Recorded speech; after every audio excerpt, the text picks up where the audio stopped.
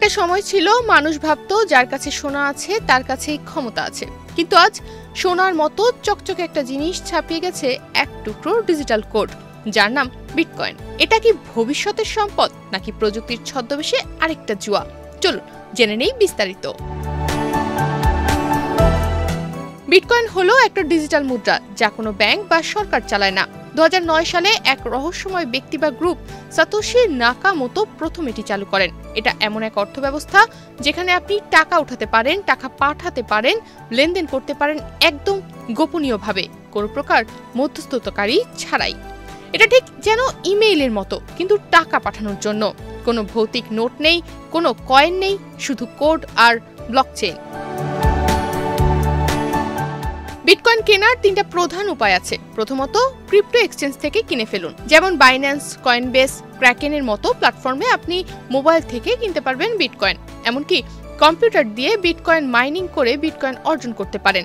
তবে এটা এখন অনেক খরচের ও জটিল, আর কেউ আপনাকে পাঠালেও আপনি বিটকয়েনের মালিক হবেন, যেমন বিকাশে টাকা আসে। কিন্তু মনে রাখবেন, আপনার বিটকয়েন ডিজিটাল ওয়ালেটে সুরক্ষিত থাকতে হবে। ভুলে গেলে বা হ্যাক হলে এই বিটকয়েন আর কোনোভাবেই উদ্ধার করা সম্ভব নয়। 2025 সালের মাঝামাঝি একটা বিটকয়েনের মূল্য প্রায় 65,000 মার্কিন ডলার, মানে প্রায় 75 লাখ টাকার কাছাকাছি চলে এসেছে। তবে এটা সবসময় ওঠানামা করে, কখনো 20 লাখ, কখনো 1 কোটি, ঠিক যেন এক অদ্ভুত রোলার কোস্টার। এত কিছুর পর প্রশ্ন ওঠে, বিটকয়েনের কি আসলে কোনো ভবিষ্যৎ আছে? এই প্রশ্ন এখন বিশ্বের সবচেয়ে বড় বিনিয়োগকারীদের মাথায়। অনেকেই বলেন এটা হবে ভবিষ্যতের ডিজিটাল গোল্ড, কারণ বিটকয়েন সীমিত। পুরো পৃথিবী জুড়ে কখনোই 2 কোটি 10 লাখের বেশি বিটকয়েন থাকবে না। আর এই কারণেই বড় বড় প্রতিষ্ঠান যেমন টেসলা, ব্ল্যাকরক ইতিমধ্যেই বিটকয়েন কিনে রেখেছে। কিন্তু আবার কেউ বলেন এটা মূলত এক ধরনের ফাটকা, যার মূল্য নির্ভর করে মানুষ কতটা বিশ্বাস করছে তার উপর। বিশেষজ্ঞরা বলছেন বিটকয়েন এখনো পরীক্ষা নিরীক্ষার পর্যায়ে। অন্যদিকে সিবিডিসি বা কেন্দ্রীয় ডিজিটাল মুদ্রা আসছে অনেক দেশে, যা হতে পারে বিটকয়েনের প্রতিদ্বন্দ্বী। বাংলাদেশ সহ অনেক দেশেই এখন সোনাই সম্পদের নিরাপদ মাধ্যম। সোনা চোখে দেখা যায়, দোকানে বিক্রি করা যায়, সোনা পরীক্ষিত। কিন্তু যুব সমাজ এবং টেক স্মার্ট বিনিয়োগকারী বিটকয়েনের দিকে ঝুঁকছে, কারণ এর লাভ এক রাতেই কয়েক গুণ পর্যন্ত হতে পারে।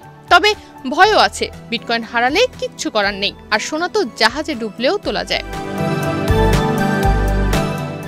বিশ্বজুড়ে এখন অনেক জায়গায় বিটকয়েন দিয়ে পণ্য বা সেবা কেনা যায়। হাসপাতাল থেকে হোটেল, মোবাইল কেনা থেকে শুরু করে ওয়েবসাইট বিল্ডিং, সবই সম্ভব। তবে বাংলাদেশে এখন বিটকয়েন বৈধ নয়।